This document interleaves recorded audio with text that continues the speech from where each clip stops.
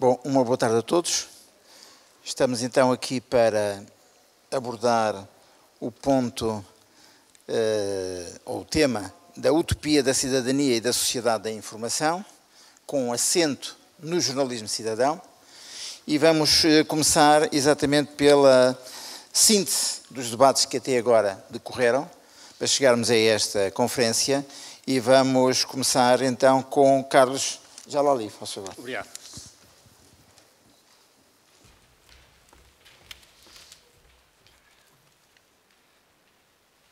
Boa tarde a todos. É um prazer estar aqui para este painel.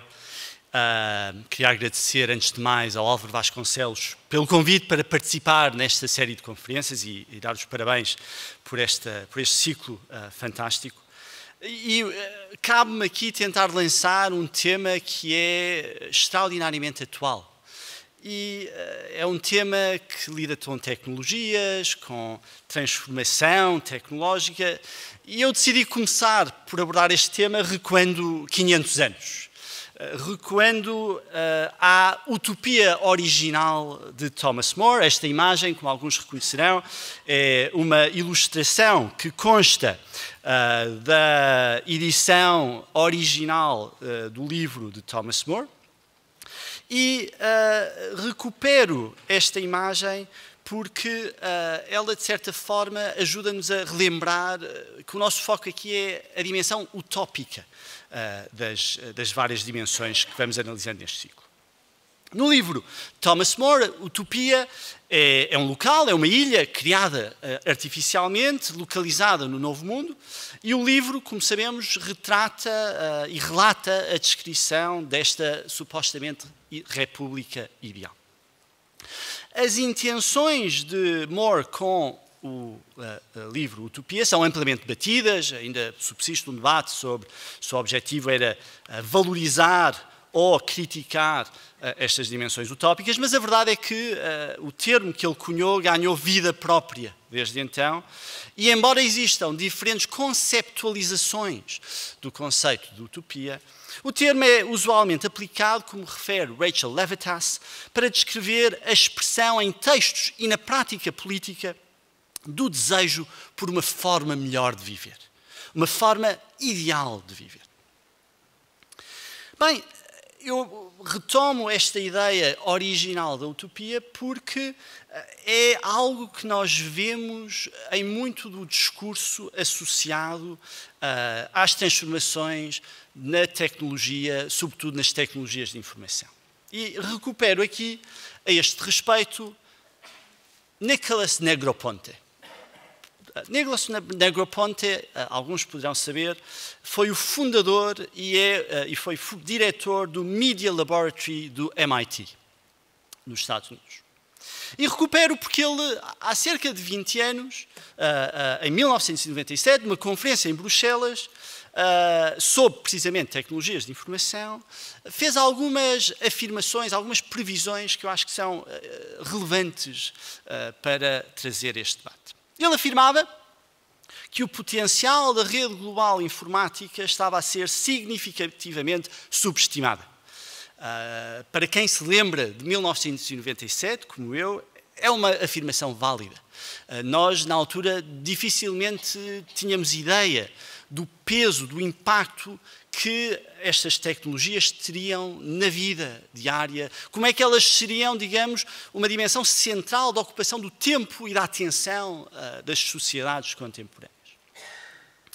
E depois acrescentava Nicholas Negroponte: a internet vai trazer a paz mundial ao derrubar as fronteiras nacionais. A previsão de Negroponte, feita em 1997, era que dentro de 20 anos as crianças não vão saber sequer o que é o nacionalismo, pois estarão habituadas a descobrir sobre os outros países do clique de um rato. Bem, 20 anos depois, esta previsão de que as crianças da altura, os jovens de hoje, nem sequer vão saber o que é o nacionalismo, está, como sabemos, muito longe de se confirmar. Aliás, o que nós vemos é que nos últimos 20 anos, paralelamente ao crescimento e difusão das tecnologias de informação, está associado também uma tendência de crescimento de movimentos populistas, sendo muitos deles de índole nacionalista de direita. E, portanto, a pergunta que se coloca é como é que esses jovens de há 20 anos que Nicolas Negroponte augurava iriam ser os cidadãos do mundo que vão trazer paz, tornaram-se, digamos, o braço armado online de políticos declaradamente populistas como Donald Trump e outros. Se nós olharmos para os políticos que mais seguidores têm no Twitter, atualmente, este é o top 7 de políticos com seguidores no Twitter, vemos que este top 7 é dominado por políticos nacionalistas. Trump, mas também Modi e Erdogan neste top 7. E a pergunta que se coloca é o que é que aconteceu? Como é que chegámos aqui? Como é que é possível que, num mundo cada vez mais interligado, e esta imagem apresenta o mapa das ligações entre os diferentes pontos do globo pela internet, no ano 2018, como é que esta praça pública para a aldeia global do futuro, como dizia Bill Gates, se tornou algo de distópico e não utópico? E como é que, acima de tudo, podemos inverter este padrão? Como é que podemos retomar o potencial utópico da internet? Bem, é interessante quando recuperamos a missão e os objetivos das principais redes e plataformas de internet contemporâneas. A sua missão continua a ser uma missão essencialmente utópica. O Facebook diz que o seu objetivo é bringing the world closer together. No caso do Twitter, diz que o seu objetivo é despertar uma conversa global. O Google afirma a nossa missão é organizar as informações do mundo para que sejam universalmente acessíveis e úteis para todos. O YouTube diz, a nossa missão é dar a todos uma voz e mostrar-lhes o mundo. Então, a pergunta que se coloca é o que é que aconteceu e qual é o papel destas plataformas neste padrão que assistimos de crescente populismo nas democracias contemporâneas? Bem, sabemos que um dos problemas que estas plataformas têm é o facto de gerarem aquilo que chama-se de bolhas de filtro, filter bubbles, ou câmaras de ressonância em termos de opinião pública. De uma forma muito mais intensa que os médias tradicionais, estas plataformas digitais reforçam os valores existentes das pessoas. Como é que isso acontece? Bem, os algoritmos destas plataformas, como o Facebook ou o YouTube, são calibrados e têm como objetivo manter a atenção das pessoas. Para isso, elas continuam e vão alimentando conteúdo que o usuário tem interesse e vão alimentando o interesse que a pessoa tem num determinado tema. Quando a plataforma determina que uma pessoa tem interesse num determinado conteúdo, vai sistematicamente alimentar mais desse conteúdo e gradualmente radicalizar o conteúdo sobre aquele tema. Portanto, se eu gosto de vídeos sobre montanhismo, vai mostrar vídeos de montanhismo cada vez mais radical. E mesmo algo de aparentemente tão inofensivo quanto uma pesquisa na internet, no Google, não é imune a esse efeito de filtro. Com o perfil que a Google tem do usuário, os resultados que apresenta na busca e também na publicidade, que é o seu grande objetivo, vão ser resultados que reforçam a informação que a Google já tem dos interesses do usuário. Em termos políticos, as consequências disto são dramáticas. Isto gera uma perigosa câmara de ressonância que alimenta o populismo e o extremismo. Esta câmara de eco também se torna um terreno fértil para disseminação de desinformação e de notícias falsas, na medida em que estes médias digitais vêm confirmar e reforçar de forma sistemática vieses pré-existentes que as pessoas têm. E esta câmara de eco também aumenta a polarização política com o consequente declínio do debate público fundamentado. No entanto, podemos culpar estas redes sociais disso. Afinal, o que elas dizem, e aqui tenho a missão do YouTube para ilustrar isto, elas dizem que são imparciais, elas não geram conteúdo, dão liberdade de expressão. São as pessoas que podem fazer upload de conteúdo para o YouTube ou para o Facebook ou criar páginas no Google, que são indexadas no Google, que podem ser polarizadoras ou populistas. Bem, eu argumentaria aqui, e esta é a minha sugestão em termos de políticas a adotar, é que esta imparcialidade que o YouTube e que o Facebook afirmam ter está inserido a um nível desadequado de imparcialidade. É aquilo que podemos designar de imparcialidade na forma como o conteúdo é gerado, aquilo que eu designaria de imparcialidade da produção de conteúdo. No entanto, isto não garante que essa plataforma seja imparcial na forma como entrega o conteúdo aos consumidores. Em outras palavras, a imparcialidade na produção do conteúdo não gera imparcialidade na disseminação desse mesmo conteúdo. Aliás, é o oposto do que está a acontecer. Vemos que o que temos são bolhas onde o conteúdo é concentrado numa das perspectivas ou noutra. Por outras palavras, estas plataformas não são efetivamente imparciais. Para usar uma analogia, o sistema de imparcialidade que estas plataformas online usam é semelhante, seria o análogo de um meio de comunicação tradicional, com um mandato de imparcialidade, como a BBC, por exemplo, a dizer que é imparcial porque tem jornalistas de todas as persuasões ideológicas, que esses jornalistas de todas as persuasões ideológicas produzem notícias, mas as notícias só são publicadas com uma única posição ideológica. Portanto, a produção de notícias diversificadas não gera resultados em termos de output de diversidade. E, portanto, a necessidade que podemos identificar é que estas plataformas sejam plataformas que geram um diálogo entre diferentes perspectivas. Em vez de reforçarem atitudes, é necessário que elas sejam pontos onde as pessoas são confrontadas com diferentes perspectivas, porque é desse choque de opiniões diferentes que pode surgir a faísca da verdade. E é esse tipo de diálogo que está na base dos valores democráticos e é esse tipo de debate que se está a perder no debate online contemporâneo.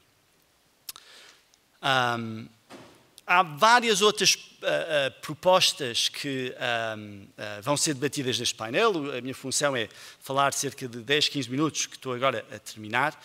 Vamos ter agora de seguida também algumas propostas muito interessantes sobre como lidar e transformar esta utopia online. Mas eu queria dizer que o caminho que temos a percorrer em termos de transformar estas plataformas num mecanismo virtuoso para a democracia é um caminho longo e árduo. Aliás, o risco de crises futuras é absolutamente enorme. Se um dia a Google decidir usar as informações que tem para fins políticos, a capacidade de manipulação que tem é extraordinária, porque a quantidade de informação que tem sobre cada um de nós também é astronómica. Tem acesso aos nossos mails, tem acesso praticamente ao que pensamos quando inserimos palavras no motor de pesquisa. Portanto, a probabilidade de termos crises futuras é grande, mas eu acredito na capacidade de regenerarmos e transformarmos e gerarmos esta utopia que estava na base da criação da internet.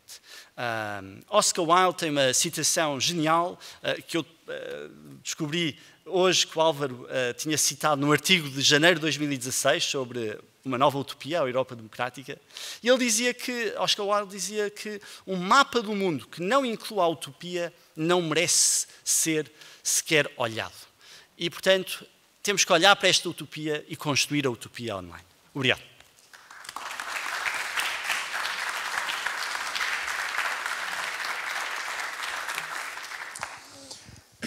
Bom, e depois desta expectativa relativamente à utopia online, passamos a palavra ao Rui Tavares, que vai expor o seu ponto de vista Não sei se vai pegar no último artigo que escreveu há cerca de um mês, sobre a democracia, sobre balizas, sobre riscos, mas vamos ouvi-lo. Eu tenho, muito obrigado a todos, obrigado ao Álvaro, obrigado ao nosso moderador. Eu tenho normalmente muita dificuldade em lembrar-me de qual é que foi o último artigo que escrevi. E então por causa disso é que não tinha a certeza que ia pegar nele. Não, a maneira como eu pensei começar é a maneira como o Carlos começou. Portanto, quando eu vi o Carlos começar com a utopia do Thomas More, pensei, o Carlos já me tramou, porque já não tenho início. Mas vou à mesma começar pela utopia do Thomas More e talvez fazer uma boa ligação para o nosso orador seguinte, o Salam Kawakibi, porque quero começar com o Thomas More e quero acabar com alguém que viveu na Síria, mas cujo nome nós podemos ver todos os dias nas ruas do Porto. E deixo isso para o fim, reservado para o fim, para vos desvendar de quem estou a falar. Aquele livro, A Utopia, como é que ele nasceu? Ele nasceu, e quando? Ele nasceu num contexto que poderíamos chamar de geração Erasmus. Não a vossa geração Erasmus, de boa parte dos jovens que estão aqui, que fazem parte da geração Erasmus, mas da geração Erasmus original, ou seja, a geração do Erasmo de Roterdão, aquela que vivia em 1500. O que eles faziam nessa altura é muito parecido com o que vocês fazem nesta altura. Eles, basicamente, só que era mais fácil era localizar onde é que estava o Erasmo, ou estava em Paris, ou estava em Antuérpia, ou estava em Amsterdão, ou estava na Itália, ou estava em Londres, encontrarem-se com ele e fazerem o que fazem os jovens. Vamos tirar da cabeça um Erasmo de Roterdão e um Thomas More, ou um Damião de Góis, português, que são nomes numa enciclopédia. Vamos pensar neles como eles eram em 1500. Jovens de 20 anos, cheios de interesse acerca do mundo que os rodeava. Encontravam-se, falavam, hospedavam-se em casa uns dos outros e iam beber copos juntos. A utopia nasce, explicado na própria utopia, numa noite de copos em Antuérpia, entre o Thomas More, o Erasmo de Roterdão e um português, cujo nome não ficou no livro, ou melhor, ficou com um nome falso, chamado Rafael Itlodeu, que quer dizer em grego, aquele que conta fantasias, o contador de histórias. Um fala barato, um português fala barato. Portanto, assim, alguém com quem eu me identifico um bocadinho. Estou a ver que o relógio não está ali, portanto vou pôr aqui um temporizador para não me perder muito. Ora, nessa noite de copos, o português falou-lhe das coisas que os portugueses andavam a fazer e a descobrir naquela altura. Ilhas novas, rotas novas, continentes desconhecidos. E o Thomas More teve a ideia, ali em Antuérpia, e depois ao regressar a Londres, de escrever um livro acerca de uma ilha dessas, que ao mesmo tempo não fosse em lugar nenhum, mas que fosse governada perfeitamente. Utopia, o utopos é o não lugar, mas também evtopia, que quer dizer o bom lugar, o lugar bem governado, o lugar ideal. Como a ilha não é em lado nenhum, a ilha pode ser em qualquer lugar, a ilha pode ser até todo o mundo. Do meu ponto de vista, a utopia é um conto filosófico cosmopolita. Porque dentro daquela ilha, uma das coisas notórias, há várias coisas que são muito diferentes do que eles tinham na altura, há divórcio, o ouro não vale nada, etc. Mas há uma coisa que é muito interessante. As pessoas de várias religiões coexistem e convivem organizadas por uma espécie de um mesmo espírito cívico, um mesmo espírito civil. E, portanto, esta é a ideia de alguém da cristandade ocidental, que sabe que há outras religiões no mundo, que está espantado, como estiveram grande parte dos filósofos desta altura, por estarem a ser descobertos povos em partes do mundo que não conhecem nem a Bíblia nem Cristo e que, no entanto, eles veem viver em harmonia. Portanto, alguma coisa não encaixa bem na visão do mundo que eles tinham antes. É possível viver em harmonia não conhecendo que para eles é a verdadeira religião. Talvez seja possível viver em harmonia entre todas as religiões. Isto não acabou bem. Ou seja, a geração, aquilo que leva do otimismo de 1500, 1506 até 1516, que é finalmente quando o livro sai e toda a gente trocava cartas que eram um bocadinho como os e-mails e os posts de Facebook da altura, porque as cartas eram copiadas e eram enviadas pela Europa toda. Mas então o Thomas More já acabou de escrever, parece que escreveu o livro 2, mas agora quer escrever um livro 1, que escreveu depois do livro 2, e a Utopia tem 2 livros.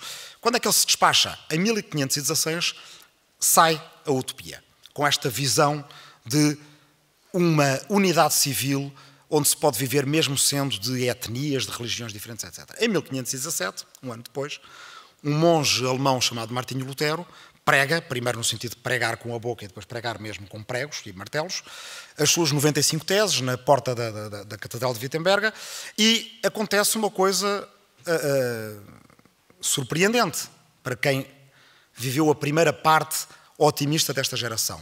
O mundo estava a ficar só um.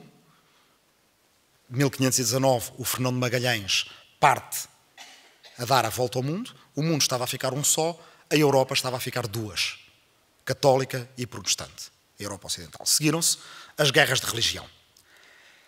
O Thomas More foi decapitado pelo rei Henrique VIII. Portanto, o Nicolas Negroponte, que o Carlos citou, não é historiador. Se fosse historiador, ele talvez soubesse que estes grandes entusiasmos com as novas tecnologias não garantem por si só nada. A nova tecnologia do Thomas More, mas também do Martinho Lutero, era a imprensa. Era uma invenção recente, era a internet da época.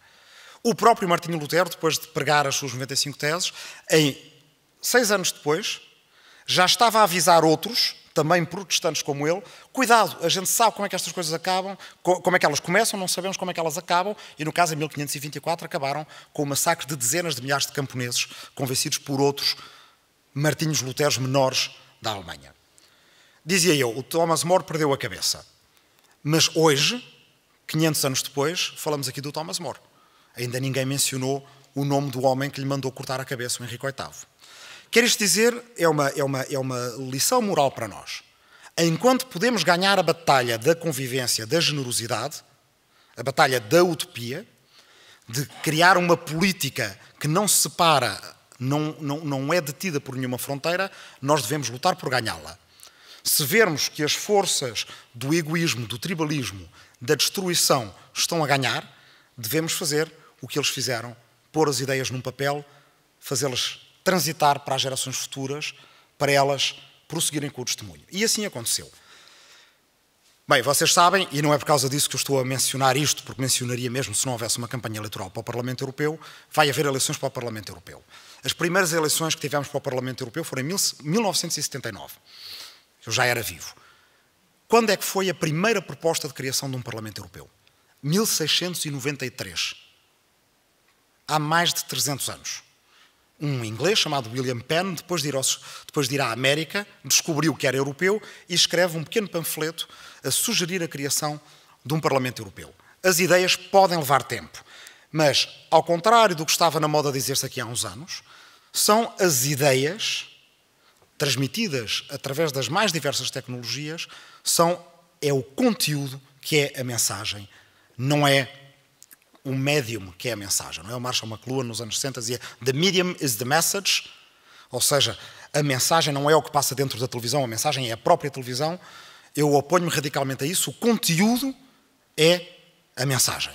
Conteúdo generoso para políticas generosas, conteúdo egoísta para políticas egoístas. Ora,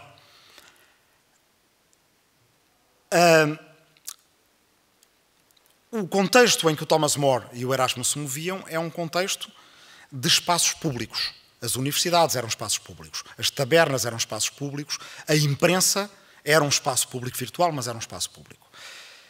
O nosso desafio é criar os espaços públicos à escala daquilo que precisamos para resolver os problemas que temos. E, portanto, temos um desafio de criar um espaço público europeu. Para a criação de um espaço público europeu e de um espaço público global, a tecnologia pode ajudar. Mas o que nos pode ajudar mais é as ideias que nós pomos dentro da tecnologia. E aí vamos para um outro ponto. Aquilo que fascinava o Thomas More, o Erasmo de Roterdão, o Damião de Góis, mais do que a imprensa, eram as ideias que eles punham na imprensa. E essas ideias eram as ideias redescobertas dos gregos antigos, da filosofia e da política. Eram principalmente as ideias de Aristóteles. Quando Aristóteles dizia o homem o humano é um animal político, e reparem que ele não diz o ateniense é um animal político. Ele não diz o grego é um animal político. Ele não diz nenhuma tribo nem nenhuma etnia é um animal político. A política nasce cosmopolítica. A política nasce sem fronteiras para todo o humano. Qualquer, onde estejam 2 humanos ou mais humanos, se tomarem uma decisão juntos, se escreverem o regulamento de uma associação juntos, isso é política. Nada nos diz que ela esteja restringida às fronteiras do Estado-nação. Quem nos diz que ela está restringida às fronteiras do Estado-nação é quem está interessado em poder e não em política. Ou seja, esse nacionalismo de que falamos interessa a quem, nos países grandes ou nos homens mais poderosos dos países grandes, está interessado na lei do mais forte. Aos países médios e pequenos, interessa lembrar que a política pertence a todo o género humano, é património de toda a humanidade e ela nasce cosmopolitica. Como é que essas palavras desses gregos chegaram até a Europa? E aí vamos ao nosso amigo que viveu na Síria, de que eu vos queria falar. Um homem chamado Al-Farabi nasceu ao pé de Samarcanda, que é hoje em dia ali para os lados do Uzbequistão e do Cazaquistão. E era músico. Foi de Samarcanda para uma cidade chamada Bukhara para aprender música. E algures aí ouviu falar dos gregos antigos, ele vivia um bocadinho antes do ano 1000 e ficou fascinado pelo Platão e pelo Aristóteles e decidiu, vou até Bagdade para aprender grego em Bagdade e escrever acerca de Platão e Aristóteles. E escreveu um livro maravilhoso chamado O Livro das Opiniões dos Habitantes das Cidades. E nesse livro ele diz, há vários tipos de comunidades humanas. As aldeias, as tribos, as famílias, as ruas, os bairros, as cidades. E depois há as federações de cidades, há as nações, há as federações de nações. E existe a comunidade política perfeita, que é a humanidade inteira. A humanidade inteira é uma comunidade política e que pode ser democraticamente organizada, diz ele, porque a democracia pode dar origem a uma cidade virtuosa.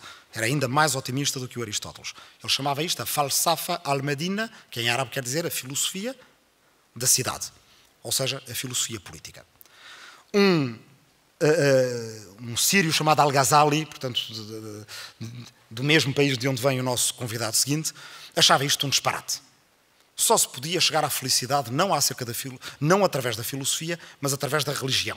Diretamente como ato de fé, não como ato de razão, e, portanto, nitidamente era preciso seguir os chefes religiosos e entrar em união mística com Deus. E, portanto, escreveu um livro contra o Al-Farabi e contra os filósofos gregos que se chama A Incoerência dos Filósofos. Passado uns séculos, um jovem muçulmano aqui da Península Ibérica, da cidade de Córdoba, chamado Averroes, redescobriu estas polémicas e decidiu escrever acerca delas, atacando o Al-Ghazali e defendendo o Al-Farabi. E, portanto, como o Al-Ghazali, o primeiro tinha escrito sobre os filósofos, e o segundo sobre a incoerência dos filósofos, o terceiro escreveu sobre a incoerência da incoerência. Vejam, o livro chama-se A Incoerência da Incoerência. Tahafut al-Tahafut. Vejam como os diálogos atravessam gerações e atravessam nações e vão fazendo o seu caminho. O que é curioso é que um homem vindo de Itália, chamado Geraldo de Cremona, que estava em Toledo, aqui na Península Ibérica, a aprender árabe com judeus, traduziu esses livros. E quando traduziu os livros do Al-Farabi, chamou-lhes em latim Al-Farabius. E, de alguma forma, esses livros eram muito lidos em Portugal no início da nacionalidade, no século XII, no século XIII, e deram origem à palavra alfarrábio, que é a nossa palavra para livro antigo, e que vocês podem ver na cidade do Porto ou entrar em qualquer rua que tenha um alfarrabista. O que é que eu vos quero dizer com isto? Que as boas ideias de futuro que precisamos para construir a comunidade generosa de que nós precisamos agora, não só para salvar a Europa, mas para salvar a política, se encontram tanto num tweet como num livro esquecido que se vende por 50 cêntimos num alfarrabista. Que um livro vendido num alfarrabista aqui no Porto nos liga diretamente a um senhor nascido há 1000 anos, que falava com 2 outros senhores gregos nascidos 1000 anos antes dele, e que falava da humanidade como uma comunidade política perfeita. E com isto terminarei. Nós vivemos num momento em que parece que os nossos pesadelos andam à frente dos nossos sonhos. O potencial científico, tecnológico, cultural que temos é enorme, mas, por onde olhamos, só nos dizem, não há dinheiro para todos.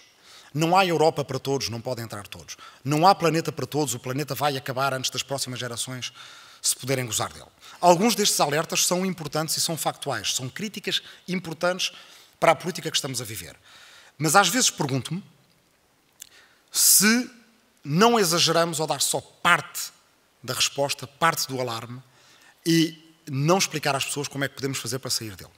Porque quando nós alarmamos as pessoas sem lhes dar respostas acerca de como é que podemos sair da situação de alarme, o que acontece é que é muito fácil vir um oportunista ou até um vigarista e dizer aquilo que é instintivo em nós. Se lá fora tudo arde, como dizia o Sá de Miranda, o que é normal é eu entrar dentro de casa, fechar a porta e fechar-me com a minha família lá dentro. É isso que é instintivo.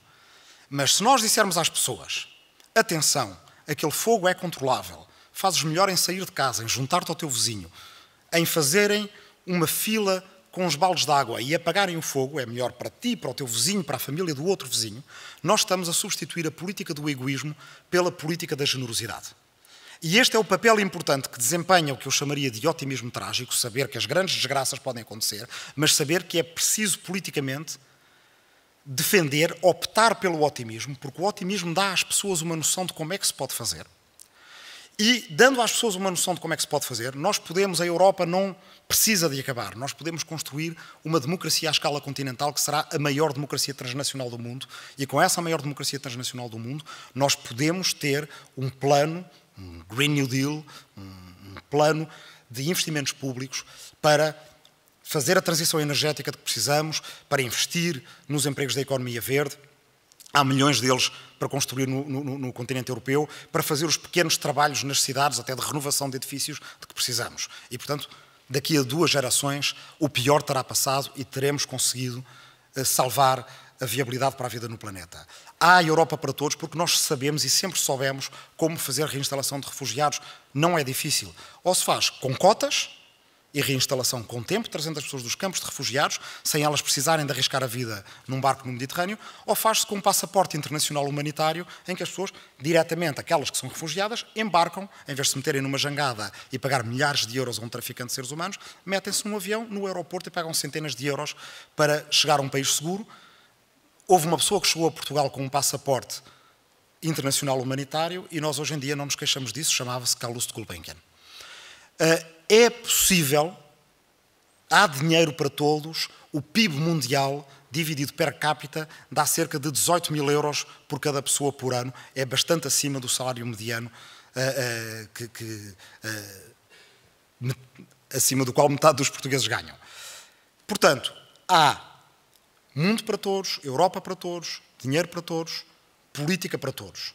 Se nós começarmos a dizer mais isto, as pessoas descobrem que ser generoso é também do interesse delas e conseguiremos vencer a política do egoísmo e dar mais um passo na construção dos ideais que nos foram passados por gente do passado, como o Al-Farabi, o Thomas More, o William Penn ou muitos outros. Muito obrigado.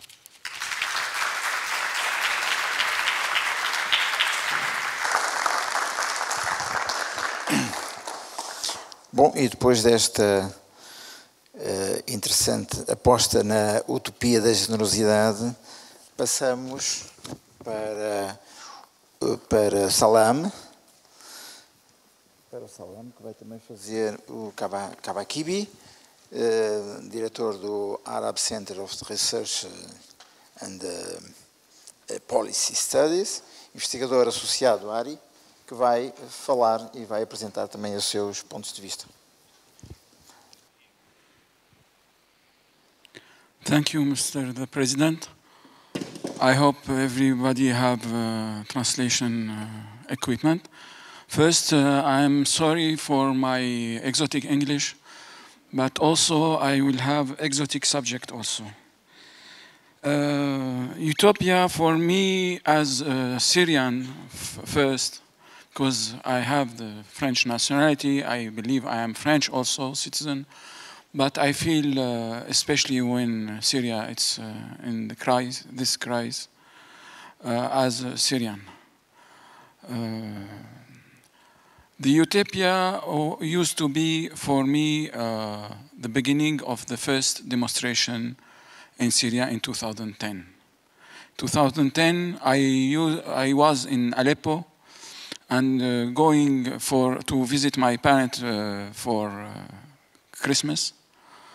And in the street, I found hundreds of people asking for their right and protesting against the government.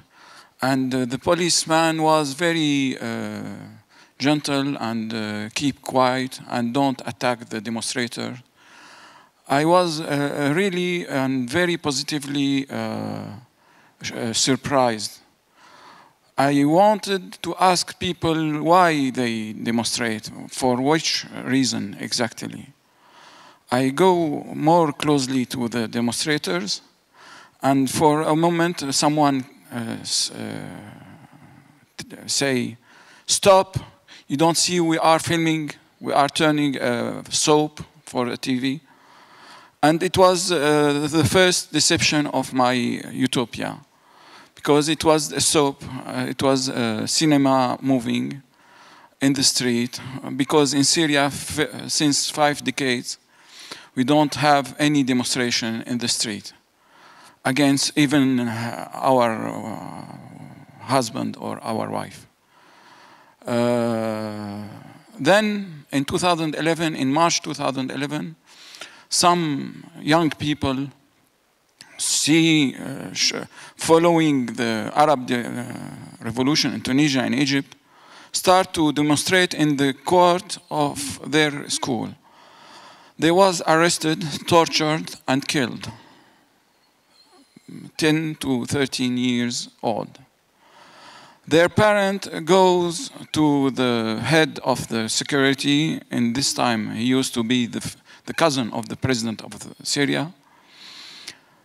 And they ask him to release their sons, and they promote, they give him the guarantee that their sons will be punished in their home. His answer, it was very simple. Forget about your sons, go back to your wife, your woman, and make another child. If you cannot do that for a reason or other, I can do it for you. It was the Bouazizi of Syrian people. It was the first provocation. And after this event, the hundreds of thousands of people was in the street against this regime who controlled Syria since 1970. Of course, the utopia was to cover this event and to show the world that the Syrian people can demonstrate in peaceful way, and they can offer even water and roses to the security agent. But like what we see now in Algeria, in Sudan also. But the answer of the regime start with bombarding people with chemical weapon, with TNT barrels, and with systematic torture and with mass killing. Then the Western journalist was forbidden to enter Syria and to cover the event. Someone of them who tried to do it was killed by the regime, as an American journalist, I forget her name, and a French journalist from France 2 TV was killed. And Edith Bouvier also, she was injured, and she wrote an extraordinary book to show how it was also, they targeted the journalists because they try to communicate the reality. In this atmosphere, we start to see what we call now the citizen journalist. Young people who don't have any education on or training on journalist work. They start with their iPhone or with their Samsung to take pictures or movies very in bad situation, and to communicate this information through internet to the agency of information in Western country. The agency, they reject this information because it's not professional production. We start to training these guys to put name of the place, date of the place, And they believed their utopia, those guys in Syria, and most of them are now killed. The utopia, it was if we communicate the reality to the Western country and Western decision maker, the situation will change. They didn't know that we don't care about their life. We care only about keeping dictatorship in this region under the pretext to keep stability and protect Europe from terrorists and from migrants. In Syria, when the regime started to, in the beginning of 2000s, start the internet in Syria, you must know, and I wrote a scientific paper with the title Internet or Internet in Syria. Internet in Syria starts with the government, who you must register your name in the agency of the government, security, and they give you your password. And if you change your password online, they cancel your account. For 10 years, my password was, I received my password from the agency of internet, governmental agency of internet. When the revolution started in 2011, the young people used to use Facebook, mainly Facebook, to give a date or time of demonstration. And for the security guys who are very smart, they come in your home and they look for your Facebook. They believe that the Facebook, it's a machine, it's a book, it's a room in the home. And if they found a USB key, they ask you if it's not your Facebook. And in this atmosphere also, the situation was very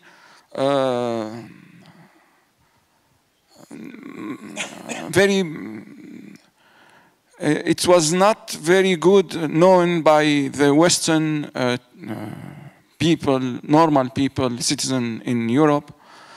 And the regime start to engage some European journalists, to invite some of them, especially from France and from Germany, to go to Syria under the control of the regime and to do a reportage to present the point of view of the regime.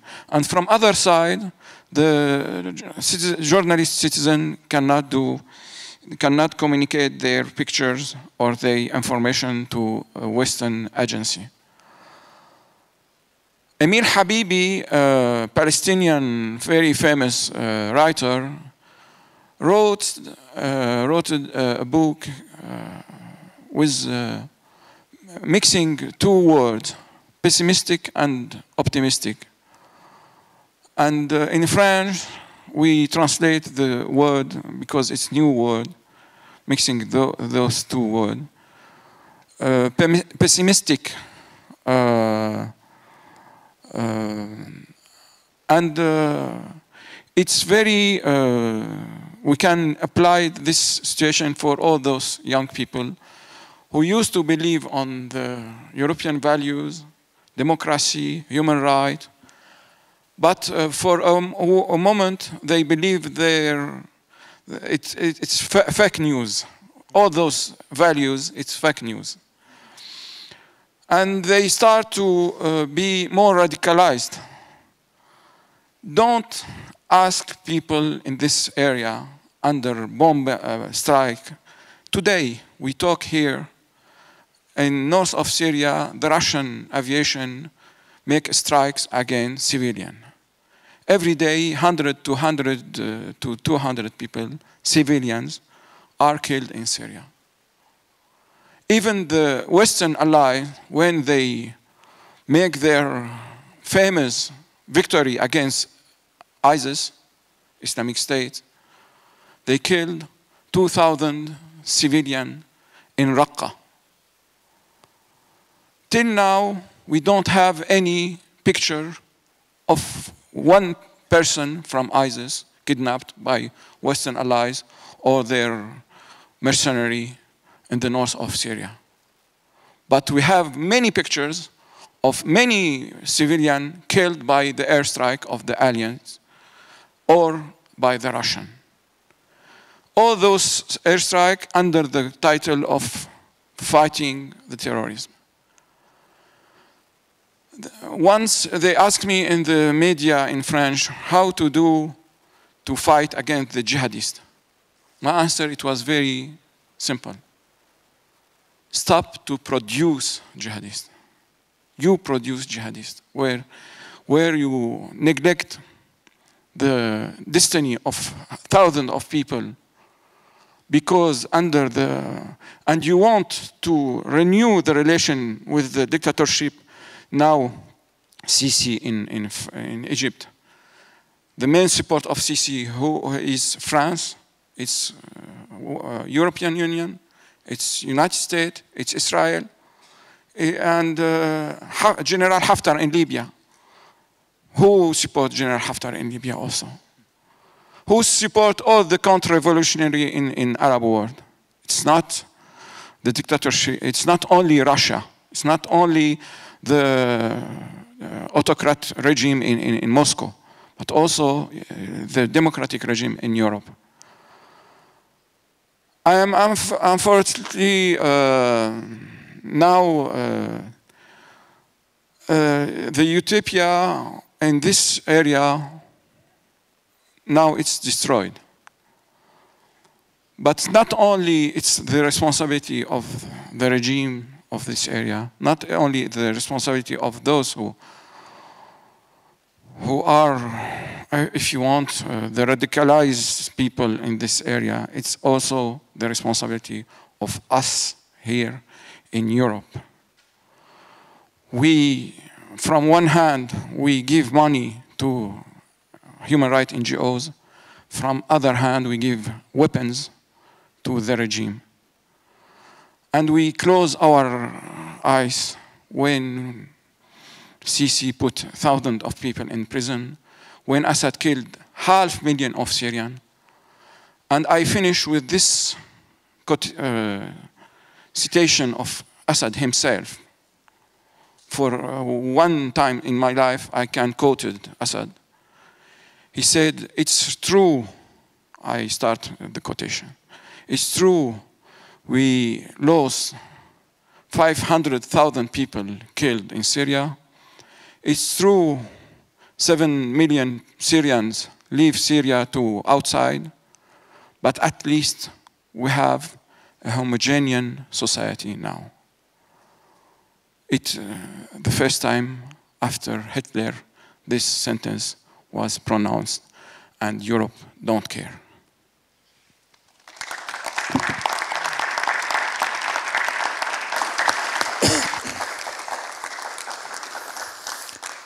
Bom, e depois desta perspectiva, enfim, dramática apresentada por Salam relativamente quer ao controlo do uso das tecnologias, quer às limitações à liberdade de informação, podemos passar ao Álvaro. Passamos agora ao debate ou apresentamos já a proposta? Então incluímos a proposta. Então, faço favor. Vamos então agora ouvir uma proposta, a proposta de um projeto utópico sobre um código deontológico para as redes sociais. Boa tarde, eu gostaria, antes de mais, de agradecer o convite. Eu estou aqui como representante da Universidade Lusófona do Porto, em primeiro lugar, e depois de um grupo de trabalho que foi criado com os finalistas de comunicação e coordenado pelo professor Rui Pereira, também docente da Universidade. E foi-nos pedido que dessemos origem a um código de ética, uma proposta de código de conduta para utilizadores de empresas nas redes sociais. algo utilizável no mundo utópico na esteira da racionalidade argumentativa, isto é, pretende-se que se haja baseado na racionalidade, no qual os discursos são justificáveis, argumentados e assentes em pressupostos dos seus próprios limites de relatividade e de refutabilidade. Tendo estas ideias como base, demos origem a 14 princípios que dão, assim, origem a um código que eu vou aqui apresentar. Portanto, o primeiro pressuposto é o de a ação dos indivíduos nas redes sociais deve pautar-se pelo princípio fundamental da liberdade no seu pressuposto constitutivo, a responsabilidade e do respeito mútuo. Não difundir ou reproduzir informação duvidosa, difamatória, caluniosa ou que coloque em risco a vida ou a integridade física dos sujeitos da informação. Não difundir ou reproduzir informação de foro íntimo, reservado ou pessoal, exceto em casos de manifesto interesse público. Identificar escrupulosamente as fontes em que se baseia a sua publicação e não replicar informação de fontes cuja fiabilidade não possa verificar com fontes credíveis, nomeadamente aquelas que estão vinculadas a códigos de ontologia profissional jornalística. Um código de conduta para o digital, assinalar com nitidez em todos os dados que difundir ou reproduzir sem um contraste plenamente seguro, o caráter não confirmado desses elementos, tal como acontece no Wikipédia. Separar com nitidez a transmissão de dados de teor factual relativamente a elementos de teor interpretativo ou opinativo. Proceder, no caso da difusão de materiais opinativos, à sua fundamentação. Corrigir sem delongas e com igual destaque qualquer erro, imprecisão, incorreção de que a comunicação produzida seja portadora. Explicitar motivações que suscitam a difusão de ou reprodução de dados, nomeadamente de um caráter profissional, comercial, político, associativo ou pessoal. Abster-se de todo o discurso de ódio e não usar a linguagem ofensiva, brutal ou suscetível de desencadear reações de violência. Ter em conta a desproporção entre os efeitos que os usos de indivíduos das redes sociais podem desencadear e a escassa capacidade e os seus utilizadores controlarem esses efeitos. As empresas a operar na rede devem denotar-se de códigos de transparência operacional, divulgando, nomeadamente, as operações técnicas de bastidores que permitem a sua atividade, modelo de Reuters Backstory. As empresas devem divulgar todas as conexões políticas ou comerciais e as ligações de propriedade que mantenham com outras instituições empresariais ou de natureza. Das empresas de suporte editorial é exigível a responsabilização pelo acolhimento e a difusão dos conteúdos criminalmente puníveis à luz das leis nacionais resultantes do acolhimento do direito internacional. Todo este código foi gerado na base do Código Deontológico de Jornalistas, que nós, enquanto estudantes de comunicação, também estudamos, e gostaríamos de deixar uma nota de que ninguém é ético ou não dentro das redes sociais. Aquilo que se passa dentro do mundo da internet é apenas um reflexo daquilo que as pessoas são na sociedade e na vida real. Obrigada.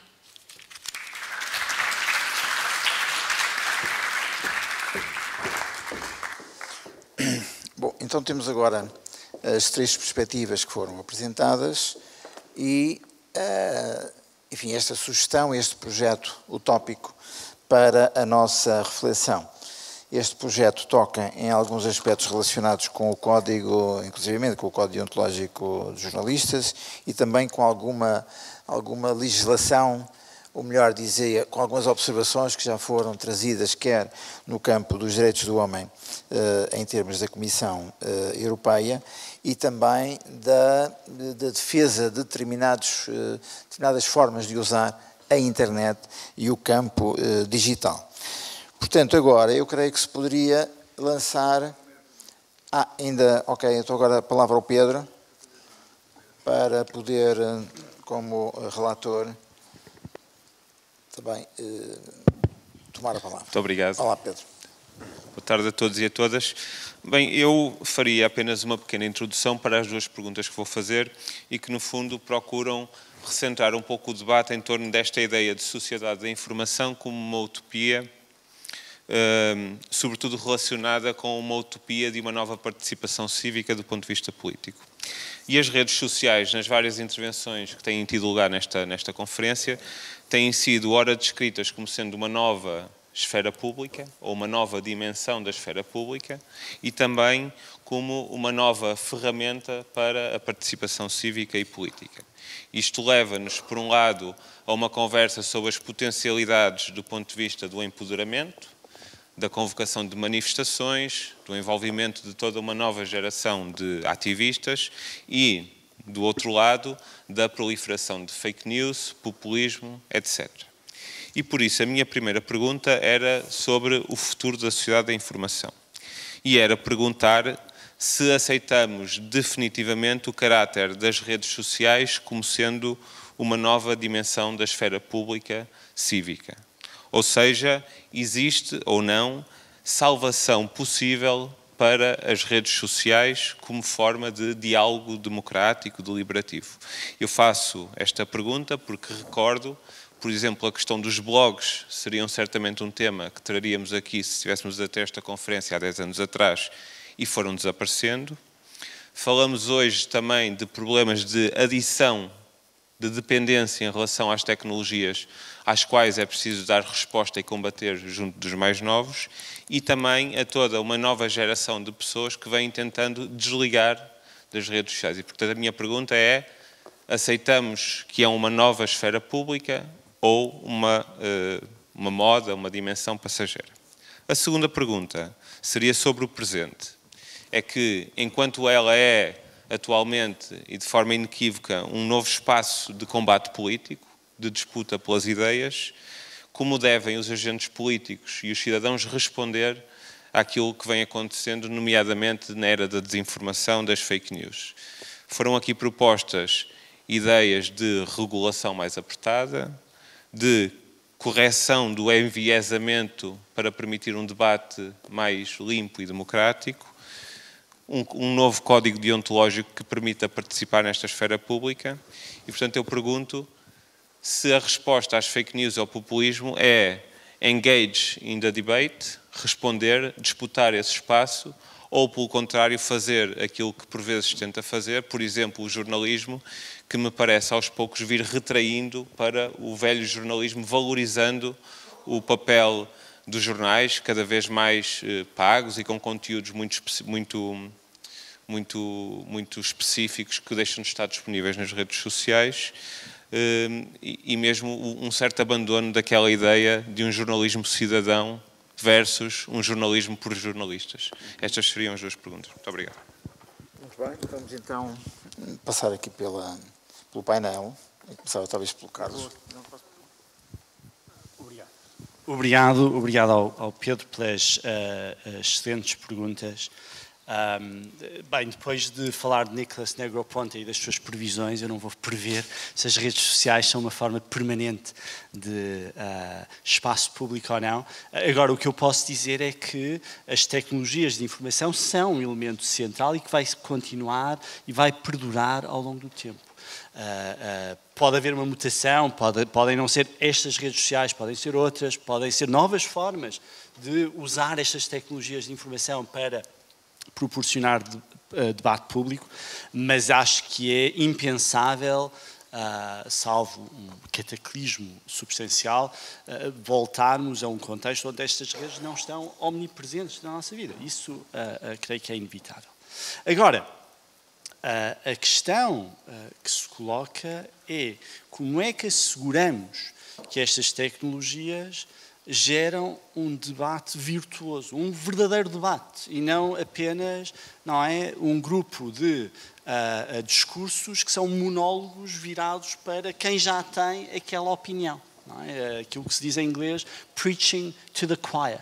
Não é? Como é que asseguramos que geramos um debate genuíno? O Pedro referiu, e bem, o facto de haver voltar a um jornalismo de pago, de investigação, etc. Uma nota interessante é o facto do New York Times ter visto o seu número de assinantes aumentar substancialmente logo a seguir, na noite eleitoral em que Trump ganha as eleições.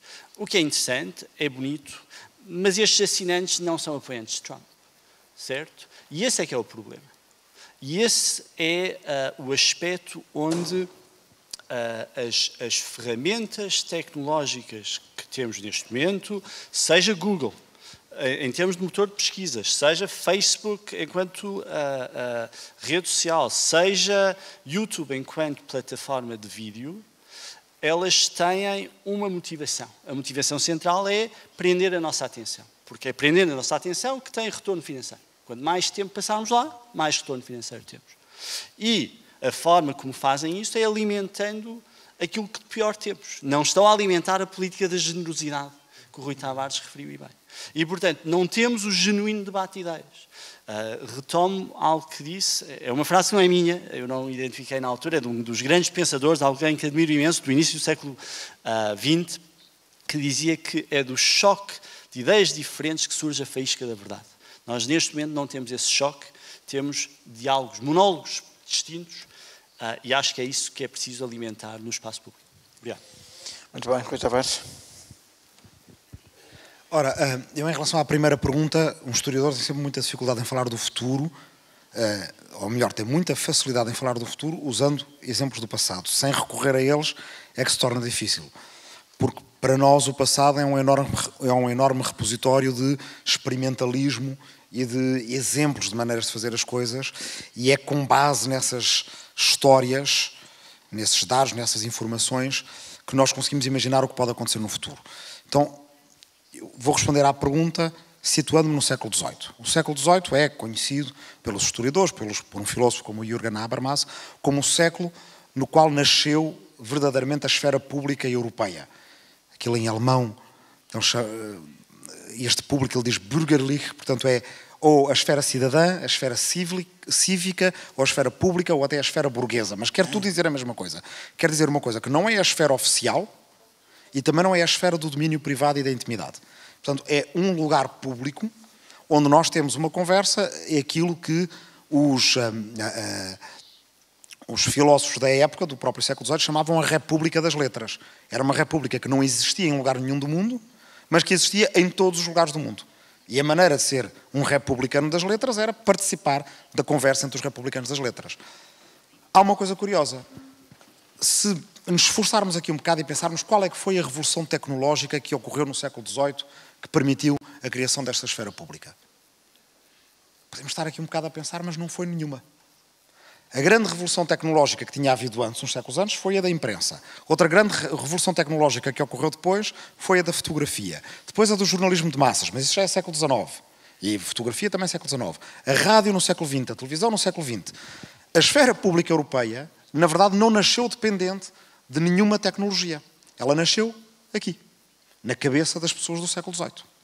Portanto, quando me dizem em 2011, 12, o Twitter vai salvar a democracia no mundo árabe, são as revoluções do Twitter, e em 2016 me dizem o Twitter vai enterrar a democracia no mundo ocidental, a eleição do Trump é a eleição do Twitter. Nenhuma é a eleição do Twitter. Uma é uma revolução cívica, a outra é a política do egoísmo. E isso permite-nos ir responder à segunda pergunta. Portanto, ou seja, não esperem nem que o Twitter, nem que o Facebook, nem que nada nos salve.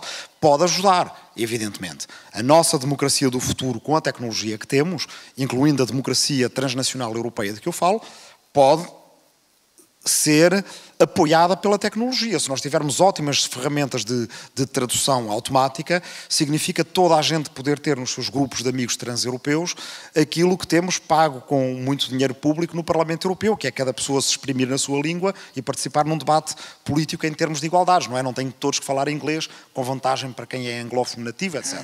A tecnologia pode ajudar. Mas aquilo que vai fazer sermos uma democracia europeia ou não sermos uma democracia europeia é a mesma coisa que fez há 2500 anos os atenienses fazerem uma democracia ateniense ou não uma democracia ateniense. Antes, eles viviam nas lealdades tribais, cada tribo com o seu chefe, e não era preciso haver política, e depois chegaram à conclusão que era melhor, para não viverem sob a lei do mais forte da tribo, que por acaso fosse mais forte naquele momento, terem constituições que ainda não chamavam republicanas, esses foram os romanos que inventaram depois, mas constituições de cidade-estado. São invenções, como vocês chamam aqui, do poder da imaginação. E então respondo à segunda pergunta. Com uma banalidade, aquela banalidade do Roosevelt na Grande Depressão, quando ele diz só temos que temer o próprio medo. Há muito para desempacotar nesta expressão dele. Ele sabia que o medo era monopolista. Quando a gente tem medo, a gente não consegue sentir mais nada. O medo é uma emoção tão poderosa que derroga todas as outras emoções. A imaginação pode começar, a pouco e pouco, a desencarcerar-nos no medo. E a descrição do que o Roosevelt dá, por exemplo, da segurança social. Yeah. We have to wait here. Se calhar, exatamente. Quando ele, numa das primeiras conversas, através da rádio, e atenção que era a mesma rádio que na altura toda a gente dizia, a rádio é o instrumento dos Hitlers e dos Mussolinis. O Roosevelt vai à rádio e diz, explica como é que vai fazer a segurança social. Eu acho que a descrição dele é quase poesia. É $1 do trabalhador, $1 do patrão, e está ali um cofre com o dinheiro para, em caso de desemprego, de doença ou de morte, valer àqueles que precisam dele. Uma frase. E explica a segurança social. Não só isto põe as pessoas a pensar, espera lá, a política da generosidade pode nos salvar do buraco em que nós estamos, como cria o ambiente político que faz com que uma segurança social federal nos Estados Unidos, que era considerada inconstitucional por muitos, vai ao Supremo Tribunal e ganha por 5-4. Podia ter perdido.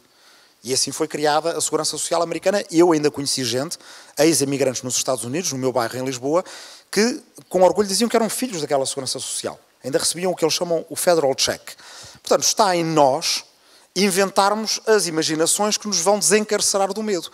E, portanto, quando o Salam diz, e com razão, que a política europeia atual nos faz pensar que todos os valores europeus são fake news, de quem é que depende provar que isso é mentira e provar, pelo contrário, que os valores que nós temos no Tratado da União Europeia, dignidade, direitos humanos, democracia, são true stories, são realidade? Depende de nós. Mas ninguém vai fazer por nós. Não vem ninguém de Marte para convencer os europeus a serem fiéis aos valores europeus. Depende dos europeus. E, portanto, usando o bocadinho de democracia que nós temos na União Europeia ou inventando novas formas de democracia entre nós. Porque a União Europeia salvar-se e funcionar como maior democracia transnacional do mundo tem uma enorme importância para o resto do mundo. Não é por acaso que os senhores Putin, Trump e outros querem acabar com ela. Porque a partir daí não há mais nenhuma esperança de países médios e pequenos se poderem juntar entre eles e fazerem uma democracia transnacional. Se nós formos fiéis aos nossos valores, isso significa ser generosos com quem vive no mesmo mundo que nós. A Síria está a 60 km de Chipre. Está mais próxima da União Europeia do que Marrocos está de Portugal e é bastante próximo.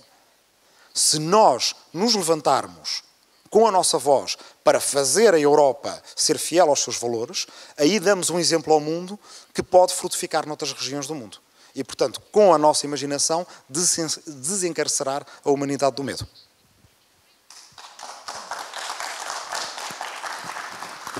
Salam? Yeah, thank you. A few weeks ago, I was invited by European Council to speak about Syria. And they wanted to vote a resolution concerning the return to Assad and to negotiate with Assad. I told them, why you want to do that now? They said, because he win the war.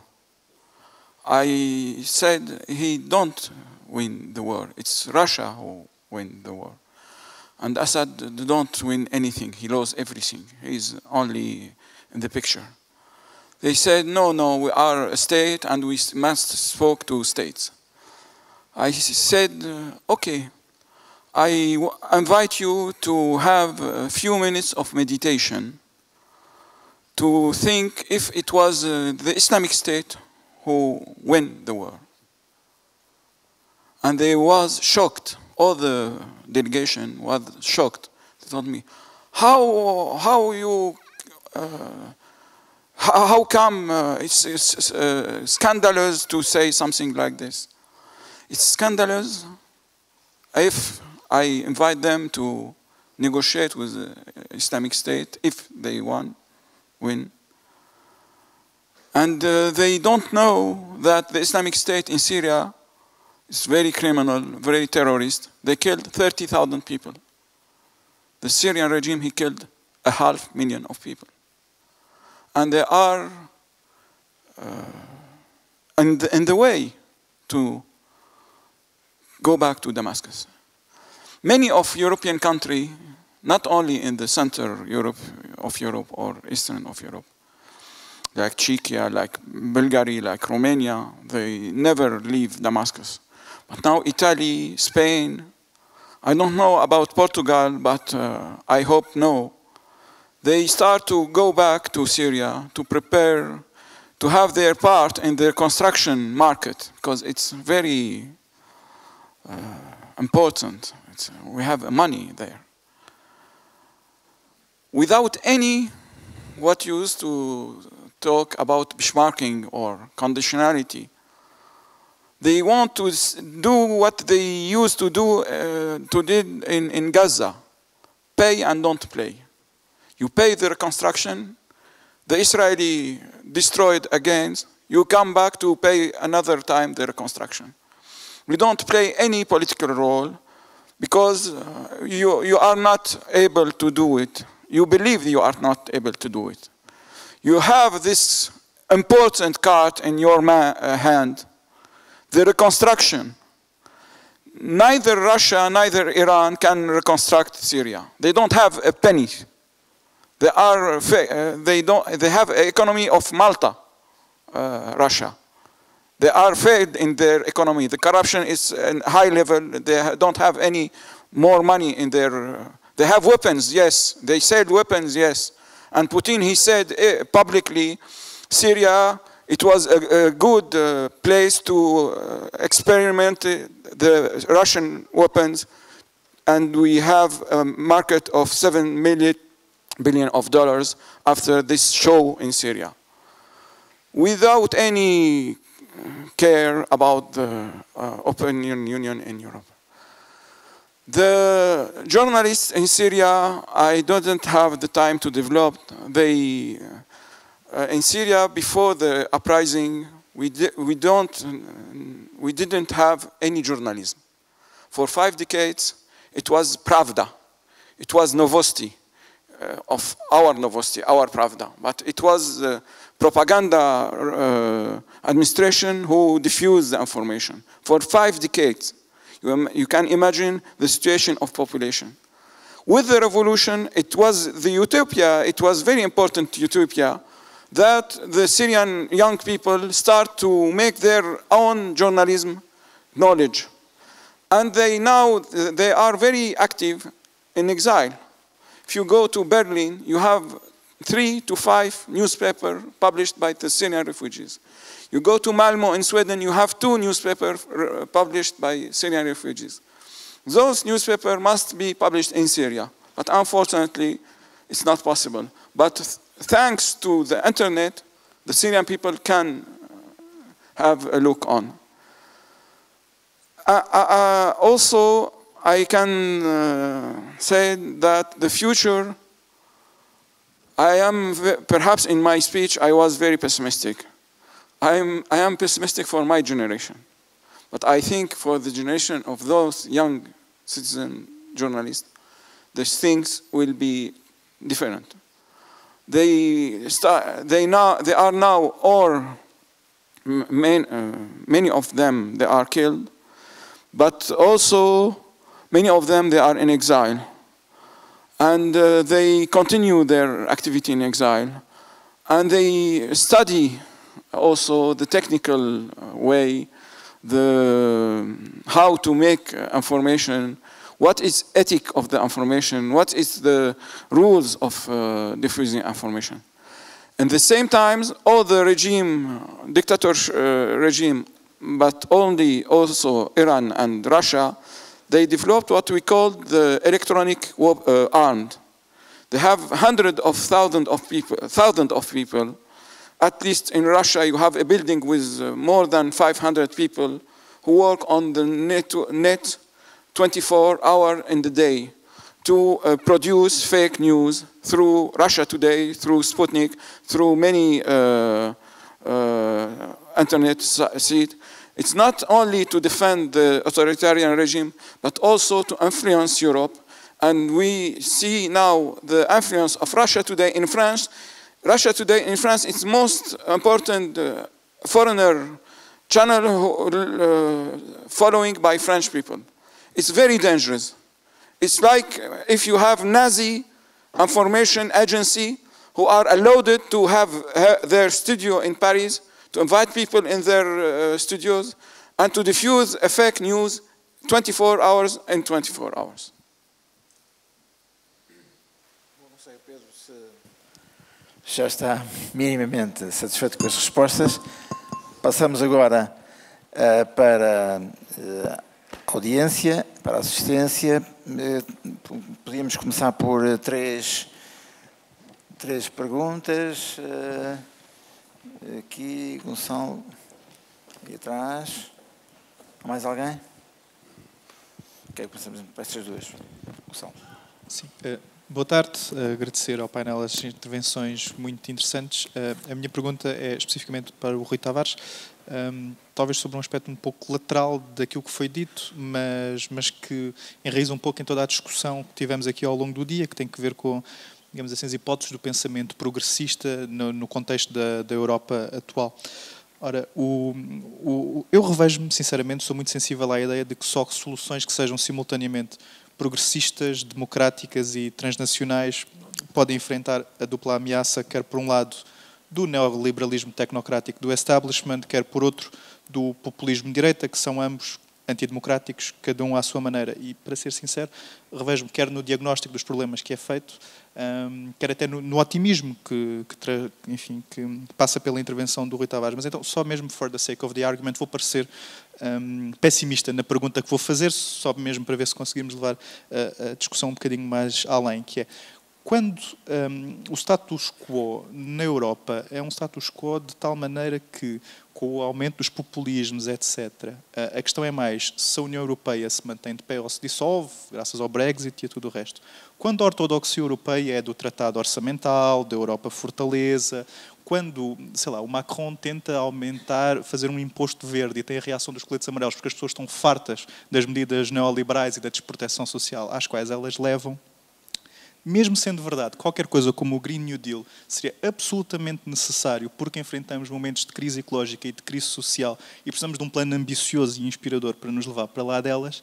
A pergunta é, se não corremos... Primeira pergunta, quais é que são as verdadeiras hipóteses do pensamento progressista face a este status quo absolutamente terrível? Quais é que são os principais bloqueios a este pensamento progressista? E se não corremos o risco, quando apresentamos qualquer coisa tão ambiciosa como o Green New Deal, em que nem se percebe muito bem exatamente quais é que são as prioridades no meio das propostas, qual é que seria eventualmente a progressividade na implementação das medidas, se não corremos o risco, e eu adoro visões ambiciosas e utópicas, mas se não corremos o risco de, em última instância, estar a apresentar uma coisa que seria um passo maior do que a própria perna e cujas hipóteses de triunfar no contexto atual de 2019 são verdadeiramente muito difíceis.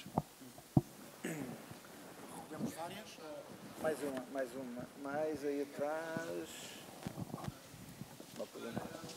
Espera um bocadinho. O micro. Ora, vou fazer a primeira pergunta ao Salah, mas acho que é melhor para não ver aqui, vou fazê-la em inglês, se não se importa. Do you think that the Arab Spring in Syria was worthwhile? What was the overall your overall assessment of it? Portanto, agora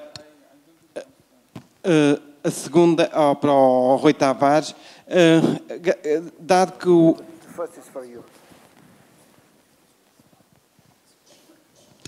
A segunda, para o Rui Tavares, é que, uma vez, dado que apenas numa federação como os Estados Unidos, que tanto se fala, nenhum Estado pode ir à falência, e não seria que o federalismo europeu evitaria as intervenções externas da chamada Troika, e que por isso agora não é mais pertinente do que nunca falar em federalismo europeu?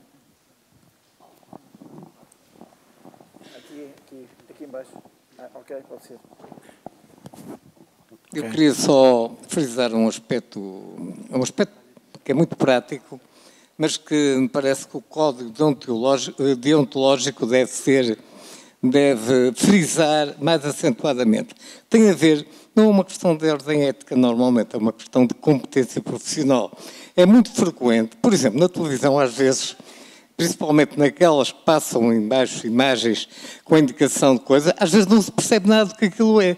Porque limite-se a dizer, por exemplo, um exemplo, pronto, um bocado redundante, mas é assim, por exemplo, o Partido Socialista ou o PSD não está de acordo com, e depois não explicam com o que é que não está de acordo. Quer dizer, depois aquilo é em cadeia, nunca mais.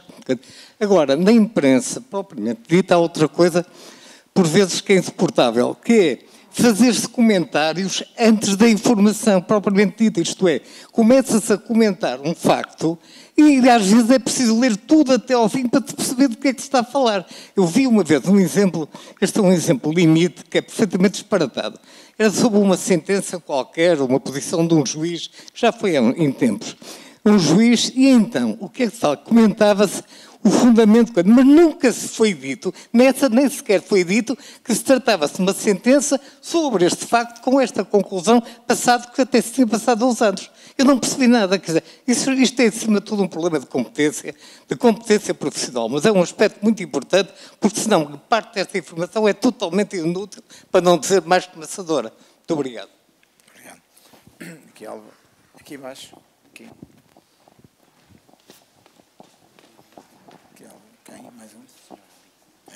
Eu queria tentar contribuir com esta minha pergunta para que o painel volte ao tema central desta sessão. Ou seja, tentarmos desenvolver um projeto utópico para a utilização da internet ao serviço da cidadania, de uma cidadania ativa, democrática e respeitadora dos direitos fundamentais. Esse é o nosso tema hoje, porque não há dúvida nenhuma que a internet continuará a ter um papel muito importante na vida dos cidadãos, que os cidadãos empoderados pela internet continuarão a publicar, a dizer o que pensam de tudo e de mais alguma coisa, e que não se vai calar os cidadãos na sua utilização da internet. Portanto, não vai desempoderar os cidadãos, seria uma coisa absolutamente antidemocrática, desempoderar os cidadãos. E houve aqui uma proposta de um código deontológico para a internet. Eu não sei se é este código que foi proposto, aquele que nós devemos propor internacionalmente, mas a ambição é sair daqui com uma ideia do que é que nós poderíamos propor à União Europeia, para a União Europeia promover na Europa e a nível mundial, para fazer da internet um instrumento da cidadania democrática. E, portanto, gostaria que todos os membros do painel, para além dos seus interesses específicos sobre várias questões mundiais e nacionais e europeias, respondessem a esta questão. Muito obrigado. Ok. Podemos passar... Há mais alguém que queria ir? Faz favor.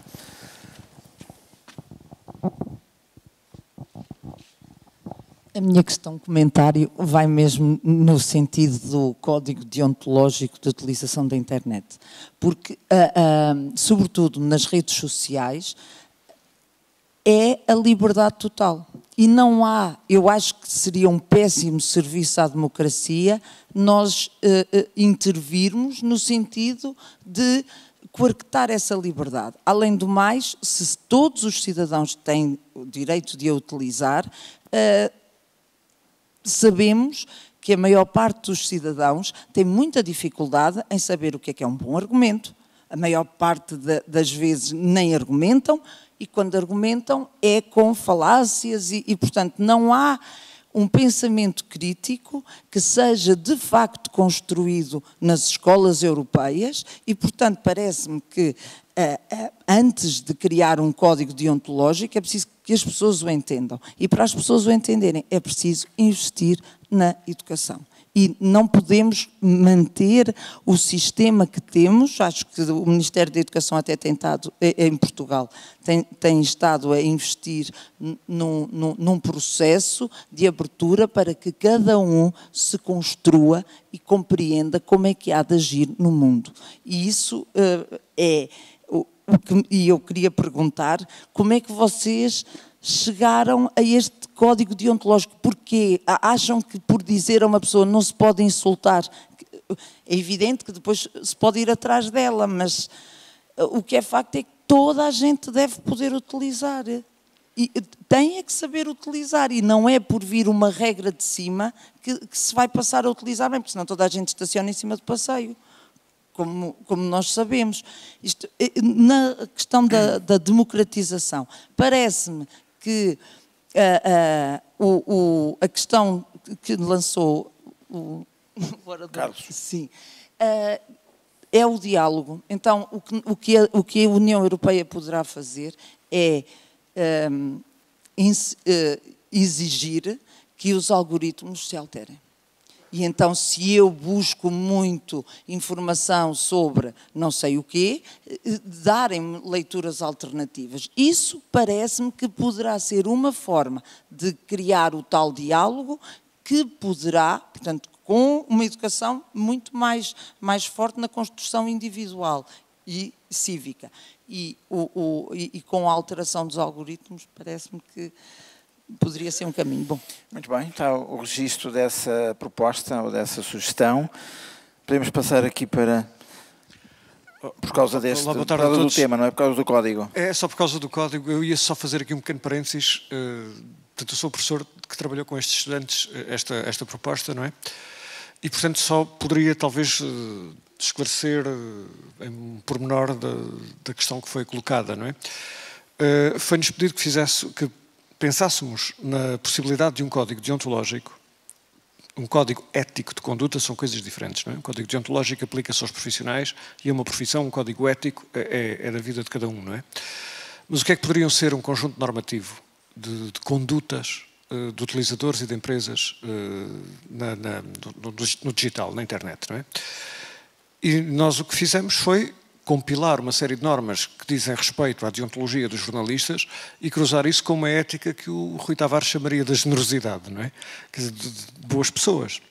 Sendo que, como a Luísa concluiu na sua intervenção, as pessoas, embora tenham uma série de mecanismos desinibidores quando estão em linha, não é? Porque é mais fácil dizer as coisas através de uma máquina do que cara a cara, não há bons internautas se não houver pessoas minimamente preparadas para o serem, não é? Isso é uma questão de paideia, voltando lá à Grécia Antiga, não é? É evidentemente uma questão de paideia, mas é também já uma questão de instrumentos norteadores. A questão é que haver códigos deontológicos não obrigam a fazer coisa nenhuma, não tornam os cidadãos em bons cidadãos porque há códigos deontológicos, mas se não houver, também não parece que dê bons cidadãos, não é? Portanto, haver princípios norteadores e haver depois políticas integradas, não se pode falar de média sem se falar de um dos sistemas de uniformização social mais potentes, como seja o sistema de ensino. E lembro-vos que o Bertrand Russell escrevia nos anos 50 que desde que o Estado descobriu os professores pôde com facilidade dispensar os polícias e as forças armadas, não é? Portanto, está tudo dito sobre isso. De maneira que, para a ideia e também ética, para formar cidadãos mais capazes de serem bons internautas, não é? Foi essa proposta que a gente tentou dar alguns princípios de resposta. Desculpem lá, mas foi só atalhar isto. Obrigado. Não sei, agora eu passava então, talvez a palavra aqui para o painel, para ver como é que se articula os vossos comentários, as vossas perspectivas com aquilo que é o tema central, que é da reflexão sobre um código. Vale a pena pensar nisso, devemos avançar nesse código. Quais são os elementos que desta proposta, destes 14 pontos, constam que vale a pena reforçar, em que medida é que podemos avançar numa perspectiva de fazermos uma proposta, eventualmente, a instâncias que permitam o seu desenvolvimento futuro. Rui. Ok, então, começando pelas primeiras perguntas, que, se bem me lembro de tudo, tem a ver com o facto de ser possível, através de visões de progresso, vencer, por um lado, as tendências atuais por uma política do egoísmo, e, em segundo lugar, se é com propostas como o Green New Deal, se elas não podem ser um passo maior do que a perna. Nós precisamos que a política seja mobilizadora. E, portanto, a única maneira de vencer narrativas destrutivas é através de narrativas construtivas que sejam melhores. E, portanto, é não só possível, como acho que é essencial, é necessário empenharmos nesse combate, que é o combate da nossa geração, enquanto esse combate se faz em condições de relativa segurança, paz e liberdade. Na Síria, já há muito tempo que é preciso arriscar a vida ou fugir para lutar pela liberdade e pela democracia. Na Europa, quer dizer, é só preciso tirar-nos do nosso sossego, adiar às vezes algumas outras coisas mais agradáveis que gostaríamos de fazer, sujeitar-nos a sermos objeto de algumas controvérsias e polémicas públicas e de poder achar que a nossa reputação pode sofrer com isso, ou académica, ou de outra forma qualquer. Bem, tudo isto é muito melhor do que enfrentar a prisão, a tortura ou a morte. E, no entanto, outras gerações, há não muito tempo, na Europa e fora da Europa, viveram tudo isso. Portanto, enquanto é tempo, nós podemos e devemos fazer. Aliás, não há mais ninguém mesmo, só há nós. O segundo aspecto. O Green New Deal não é utópico, no sentido tal como eu me preocupo com o excesso de alarmismo nos nossos diagnósticos, que pode levar as pessoas a terem a atitude instintiva de se fechar em casa e fechar as portas aos outros. O desencarcerar-nos do tal medo, como eu dizia há pouco, não deve ser chutado para o futuro. Se me perguntarem o que me parece que foi o grande erro das gerações de filósofos que foram falando acerca da ideia de democracia europeia e da ideia de cosmopolitismo, desde o Thomas More, ao William Penn, ao Voltaire e ao Kant, foi que, precisamente para preservarem sempre muito a sua reputação no meio académico e filosófico, foram sempre dizendo: isto é para o futuro longínquo. Lá longe, a humanidade há de ser capaz de viver numa república, como eu chamava, uma civitas máxima, uma sociedade que é o mundo todo. Daqui a 200, 500 anos, 1000 anos. E o que é que acontece? Nós agora vivemos num momento em que isso não é lá para o futuro longínquo, em que se calhar já vamos demasiado tarde, ou seja, não é demasiado cedo para falarmos de cosmopolitismo, esperemos que não seja já demasiado tarde, porque nós temos que sincronizar o relógio dos nossos ideais com o da realidade política. Isso depende de nós nas posições que tomamos públicas, nas votações que temos para as várias instituições, em apresentarmos candidatos também, porque quando eu falo com jovens, principalmente digo, não é só irem votar, é se vocês não estiverem satisfeitos com o que há em oferta, é formarem um partido novo, é serem vossos candidatos. É fazerem o que já estão a fazer em muitos outros países. Nos Estados Unidos já se começa a renovar a geração de políticos federais e estaduais, isso já começa a ter impacto.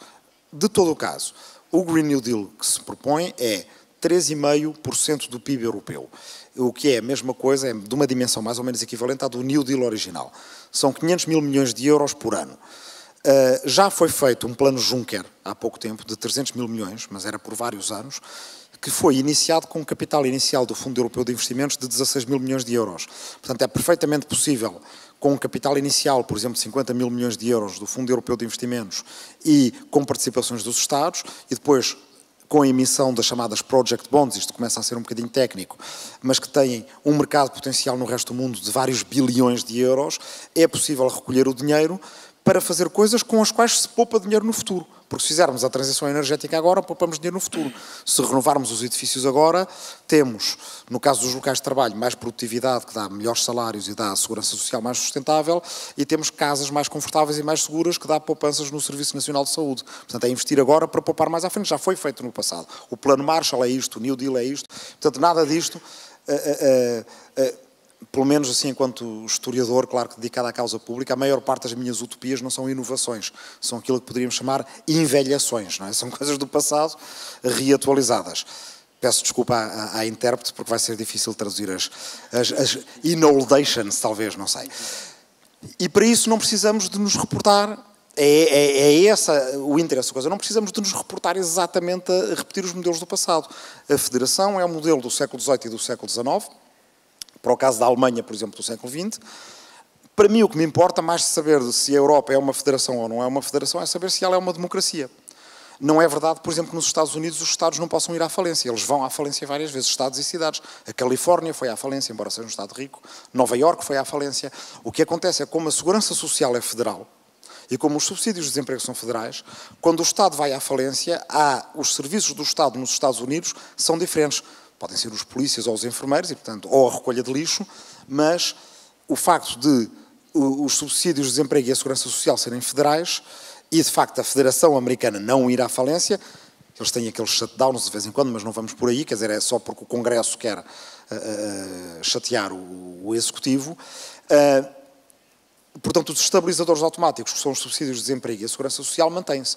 Nós podemos tentar recriar esses bens públicos à escala europeia. E para isso há uma coisa com a qual tenho trabalhado com o Niccolò Milanese, que está ali, com uma série de outra gente, que é a Carta 2020, que vos convido a procurar e a consultar. Está no site da European Alternatives, da ONG de que faz parte o Niccolò Milanese, e é uma ideia de Carta de Bens Públicos Europeus para a década de 2020, porque nós mobilizamos-nos. Depois já irei ao que o Álvaro perguntou, nós mobilizamos-nos principalmente por aquilo que eu chamo objetos de desejos políticos. Okay. Só os políticos e os intelectuais que gostam da política pela política é que acham que nós nos mobilizamos pelos movimentos e não por aquilo que queremos conquistar. As pessoas mobilizam-se principalmente porque querem conquistar um Serviço Nacional de Saúde, porque querem conquistar um subsídio de desemprego, porque querem diminuir o horário de trabalho, porque querem conquistar votos para as mulheres. Portanto, por objetos concretos de desejo político. Depois de se terem mobilizado e de terem tido vitórias políticas, do movimento dos votos para as mulheres nasce o movimento feminista. Do movimento pelas 8 horas de trabalho nasce o movimento sindicalista e por aí afora, o movimento operário. Portanto, o que nós precisamos é ter objetos de desejo político à escala europeia que nos mobilizam e através dos quais constituímos o espaço público europeu. Um exemplo de um objeto de desejo político que acho que é um objeto de desejo político para esta geração. Universidades da União. As universidades da União podem ser escolas de jornalismo, de história, de engenharia, de medicina, de tudo, que sejam redes de universidades que já existem ou que sejam novas universidades europeias, onde se faça muito mais do que Erasmus, onde se faça o curso inteiro, e para se fazer o curso inteiro tem que haver uma prova de acesso europeia. E com isso a Europa pode se posicionar melhor nas grandes batalhas educacionais e tecnológicas que temos à nossa frente. E pode ter eram muitas perguntas também. E pode ter um efeito geopolítico importante. Por exemplo, por que não fazermos uma iniciativa legislativa cidadã à escala europeia, 1 milhão de assinaturas em pelo menos 9 países, para criar universidades da União? Com proposta, por exemplo, de criar uma universidade da União num território da União que é uma terra de ninguém e que está em frente à Síria. Há em Chipre uma cidade fantasma, Famagusta, que está entre a zona turca e a zona grega. E que é gerida pelas Nações Unidas. Mas não tem lá ninguém. Por que não fazer lá uma Universidade da União? Está a 60 km da Síria. Quantos refugiados sírios, quantos jovens sírios não podiam já lá ter estudado direito, jornalismo, história, engenharia, para, na próxima geração, depois do pessimismo no Salam, na próxima geração, ajudarem a reconstruir a Síria? E essas universidades podem estar no Porto, em Nápoles, por aí afora, nos países que perdem com a fuga de sérvios. Álvaro, as tuas perguntas. Acho que há muita coisa que se pode fazer.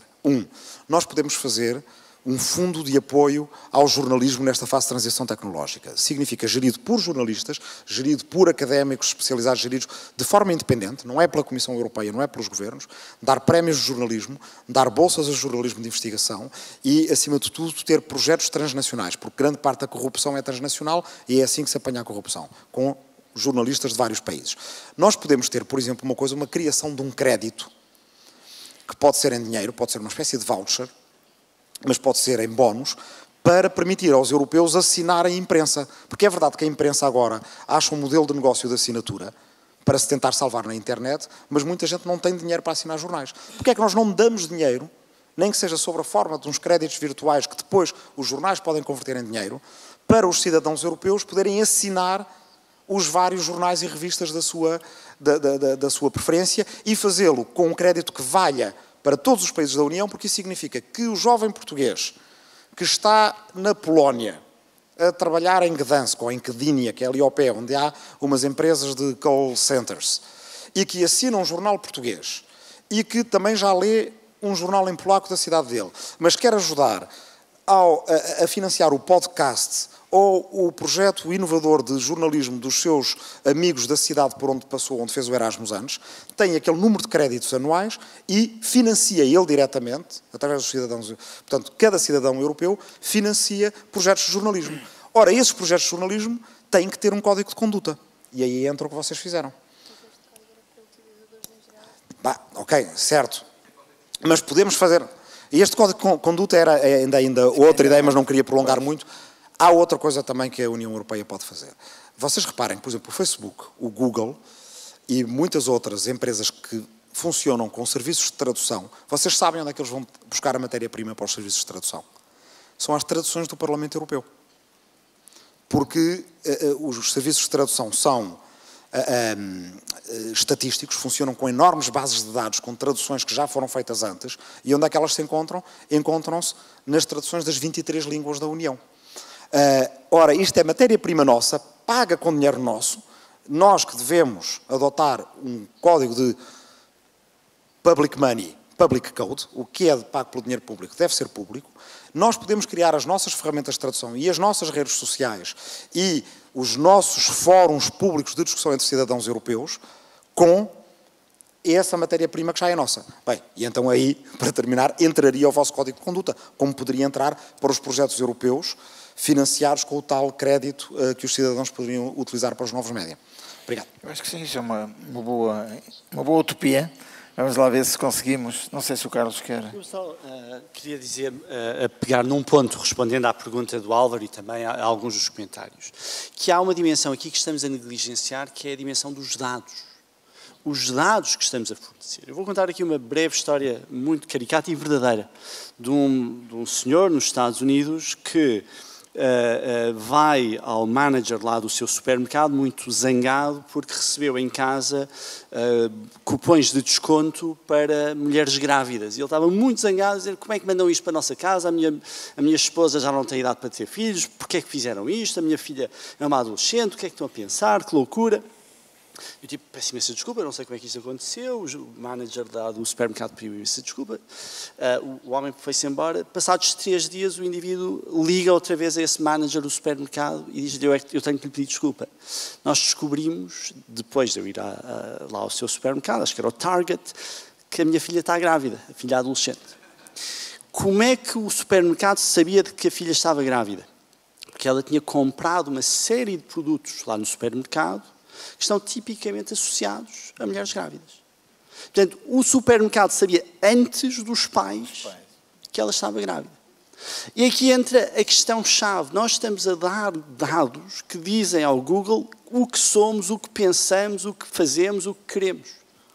O potencial político disto é alucinante. A capacidade de moldar mensagens políticas àquilo que cada um pensa é brutal. E isso é algo que nós estamos a negligenciar. E termino com esta nota interessante, que é: vivemos neste mundo onde estas grandes empresas têm acesso aos nossos dados e há um paralelismo curioso com a utopia de Thomas More, onde não havia privacidade. As portas estavam abertas, qualquer pessoa podia entrar e sair das casas uns dos outros. E, portanto, essa parte utópica confirma-se agora, mas esse é um aspecto que temos que combater. Isso é perigoso. Acho muito bem, acho muito bem. Eu acho que há uma parte aqui de Big Data que deve ser colocada. Portanto, o acesso aos dados, o controle dos dados e impedir os dados, porque se não há dados não há forma de moldar a mensagem para o indivíduo. Acho que essa é uma parte importante. Uma outra sugestão já tinha feito. Gosto desta ideia dos vouchers para a imprensa. Acho que esta é uma boa ideia também. E de resto, parece-me bem. Acho que sim. First answer concerning it was about the Arab Spring. I think we cannot ask people in Portugal why they wanted to finish with this dictatorship.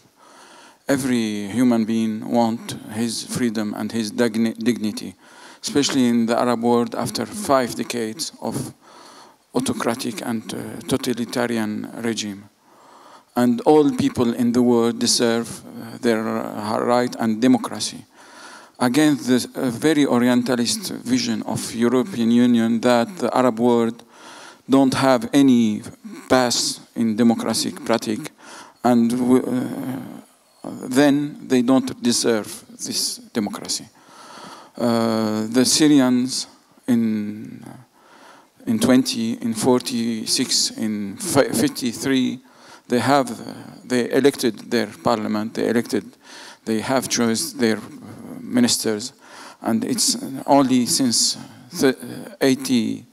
58 we are under dictatorship, and since 70 we are under Assadship. Concerning internet, it's very important that to say the big company are also sometimes criminals. YouTube, they cancel more than 70% of the image of massacres in Syria. They completely disappear it from the network. And for the documentation, it's a criminal issue.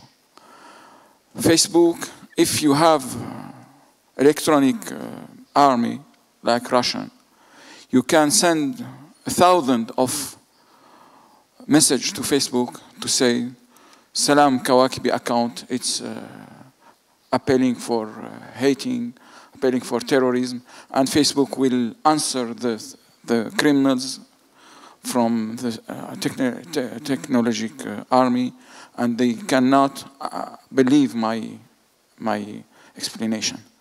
It's very dangerous future, and even if we develop now the artificial intelligence, the artificial and the human intelligence, especially in destroying the human being, it's more performant than intelligent artificial intelligence. Ok, muito obrigado. Tenho uma coisinha pequena, 10 segundos. Porque há bocadinho falou-se de algoritmos. Então é só uma curiosidade. A palavra algoritmo nasceu ao mesmo tempo que a palavra alfarrábio. Eram 2 tipos que vinham mais ou menos do mesmo lugar. Um chamava-se Al-Khwarizmi e o outro chamava-se Al-Farabi. E, portanto, é um bocadinho ainda a escolha que temos à nossa frente. Coitado do Al-Khwarizmi não tem culpa da gente lhe ter dito agora que ele é...